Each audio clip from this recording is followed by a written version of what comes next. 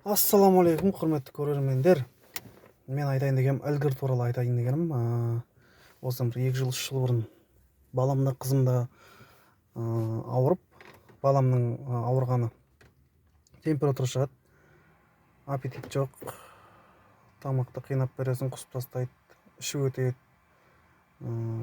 тамақ жемейді, в общем, вообще бір қасық су берсең де суды да құсып тастайды. Температура бір шығады, бір түседі, сондай болып сөйтіп врачқа бардық, врач дәрі жазып береді, ол дәрісін ішеді. Ол дәріден ешқандай көмек тимеді. Сөйтіп басқасын жазып береді, оны ішесің, жазып бере береді ғой. Үй аптека болып кетті ғой. Частныйға бардық, частныйда сөйтсек, осы дәрілер алып қойды, басқаша дәрілер бар ма көмектесетін деп, олар басқа түрін жазып берді. Басқа түрін іштік, кеттік, бүйтіп, көмек тимеген соң уже 5 күн ба, 6 күн ба, уже неғып кетті ғой, шиедей болып қалды ғой, азып ше. Сосын біреу ілгірге апарып көрінер деді, 100% көмегі тиеді, тимейді деп айта алмаймын мен де. Бізге сол көмегі тигенін айтып жатырмын да. Ойбай, бет алды жоқ, ілгір көмектеседі екен деп барып алып, көмегі тибей, одан бетер ушығып, асқынып кетіп та. Просто мен көмегі тигенін айтып жатырмын. Қызымда да сондай болды. Қызымда уже сразу түсіндік. 3 күннен кейін ба, уже врачқа бардық. Температурасы тура сондай диагноз болды. Температура көтеріледі, іш өтеді. Тамақ берсең құсып тастайды, суды да ішемейді. Резко салмақ тастап тастайды ғой, аппетит. Еш нәрсе жемейді ғой, 3 күн бойы. Бересің құсып тастайды. Суды құсып тастап кейін болды ғой. Сразу түсіндік, сол ілгерге апардық қайтадан.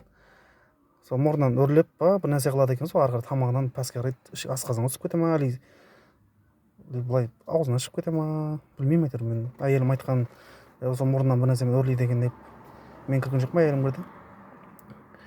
Осыны айтып берді. Сонымен сол қызымда да, баламда да, қызымда да сол көмегі тиді да.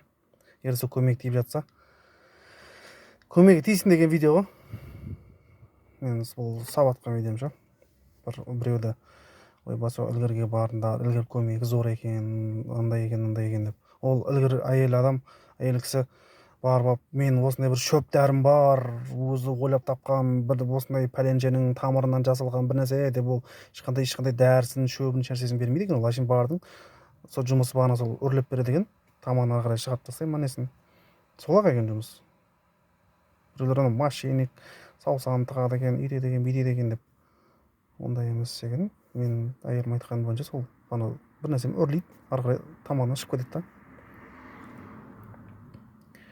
Сол бағанағыдай диагноз сондай болып жатса, ішеді, дәрі-дәрмекті үйіп төгіп, бере бересің, одан көмек тимесе, сол бір ілгерге барып көріңдер деп жатқаным ғой. Ол любой жаста бола береді. Мен балам примерно 5 жасар ма, 6 жасында ма, сол кезде сондай болды.